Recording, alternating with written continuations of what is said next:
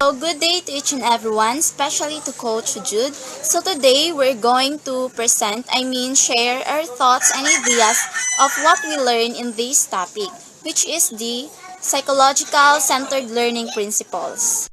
But before that, we would like to introduce first our name. So I am Mellanie Edama, the leader of Team 7, and my group members are Justine Magnahoy, Gressa Mae Diaz, John Paul Robin, and lastly, Michael Abunda. Good day, Coach. My name is Michael Abunda, and today we tackle about cognitive and metacognitive factors. What is cognitive and metacognitive factors?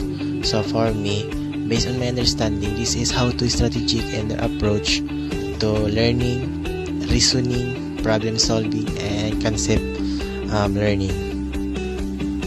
So my topic is about how to understand and how to use a variety of strategies by this concept cognitive and metacognitive to help them reach learning and performances goals and to apply their knowledge in novel situations. So I question myself. I already question myself if you want to ask me. So the question is, what is strategic thinking?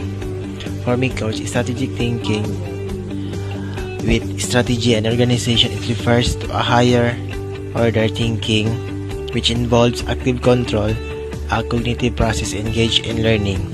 My topic have 6 principles, and one of the principles in my topic is thinking about thinking. This is knowing what we know and what we don't know. Ito yung iniisip natin at inaalam kung ano ang nalalaman natin at hindi natin alam. So one of the 6 principles is thinking about thinking. It is also refers to a term of referring to the mental processes involved in gaining knowledge and comprehension. So what I said earlier, cognitive and metacognitive factors have 6 principles, which is nature of learning factors, goals of the learning process, construction of knowledge, strategic thinking, thinking about thinking, and context of learning. So the purposes of these 6 principles is to gain more strategic and knowledge to better understand what is cognitive and metacognitive factors. So that's all. Thank you and God bless. So what I can share about this lesson, specifically the motivational and affective factors. So it focuses on 3 factors. The first one is motivational and emotional influences in learning. The second one is intrinsic motivation to learn. The third and lastly, the effects of motivation on effort. And according to the lesson that I have read, our perceptions of ourselves as a learners as well as the importance of learning have a significant impact on motivation. And then both the level of reasoning and information processing as well as an individual's desire to learn are affected by motivational and emotional influences. So in this, we can also have a positive and negative emotions. Like for example, in positive, we can have a curiosity, the general chance motivation, and facilitate learning and performance. While in negative, we can have anxiety, panic, rage, insecurity, and many others. Accordingly, individuals' variations in learners' perceptions and ideas, novelty and complexity, importance, and personal preference and control can be used by educators. It is to inspire and promote learners' natural interest and desire to learn. So that's all the thoughts and ideas that I can share with you. Thank you, and we'll try to hear what the others, what my group members can say about this lesson. So my name is Justine Magnahoy. So my topic is all about developmental and social factors. So it influences on learning as individual development.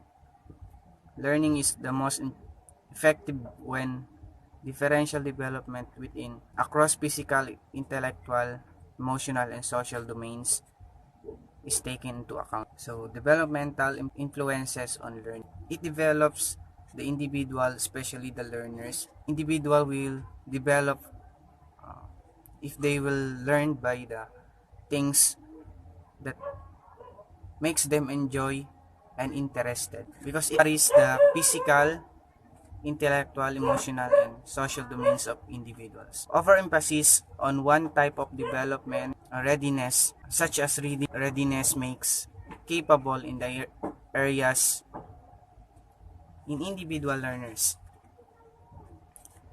The cognitive, social, and emotional development of an individual learners may interpret their life by their experiences, by prior school, home, community, and culture factors. So, social influences on learners. Learning that influenced by social interaction, interpersonal relations, and communication with others. It develops or enhances the learners in social interactions and communication. It is also developed by the influence of the family of the learners that supports with them self-motivation, positive expectations, and undue pressure to learning settings is allowed for social interaction to respect diversity. It also developed their perspective views and reflexive thinking that may leads our higher cognitive level. Social and moral development and self positive outcomes of learning can also help the individual learners to establish the context of their behaviors, health levels of thinking and feelings. Also may enhance their learnings in participating in community and create learnings. That's all. Individual Individual differences. Individual differences are found in all psychological characteristics, physical, mental abilities, knowledge, habit, personality, and character traits. Here are types of individual differences. Physical differences, shortness or tallness of stature. Differences in attitude. Individuals differ in their attitudes towards different people. Differences in intelligence. We can classify individuals from supernormal or idiots. Good morning, Coach Jude. I am Gressa Mae Diaz from 1K BSed Mathematics. Learner-centered psychological principles has also have 14 principles involved that are grouped into 4 general factors, namely cognitive and metacognitive factors, motivational and affective factors, developmental and social factors, and also the individual differences factors that already discussed by my co-members. In my part, I'm going to discuss also the legal and policy frameworks and learner-centered teachings that contains 2 factors, Republic Act number 10533 and the K-12 framework. Republic Act number 10533, entitled as an act enhancing the Philippine basic education system by strengthening its curriculum and increasing the numbers of years for basic education, appropriating funds therefore and for other purposes, also known as Enhanced Basic Education Act of 2013.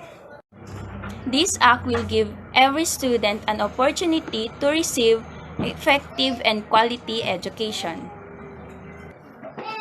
It also broadened the goals for high school education to prepare for college education, vocational and technical career. It also make education learner-oriented and responsive through the appropriate language of teaching and learning. It also has basic education, which is intended to meet the learner basic needs. The second one is the K-12 framework. Accordingly, K-12 programs covers kindergarten and 12 years of basic education, which contains 6 years of primary education, 4 years for junior high school, and 2 years for senior high school. This program was designed to provide sufficient time for mastery concepts and skills for their tertiary education. This program will help every students to improve and develop their skills and knowledge effectively for the preparation for their tertiary education and other skills or educational program or career. That is all for Module 2, Learner-Centered Psychological Principles. I hope that me and my group mates was already explained and shared to you our thoughts and understandings regarding with this topic. Thank you for watching.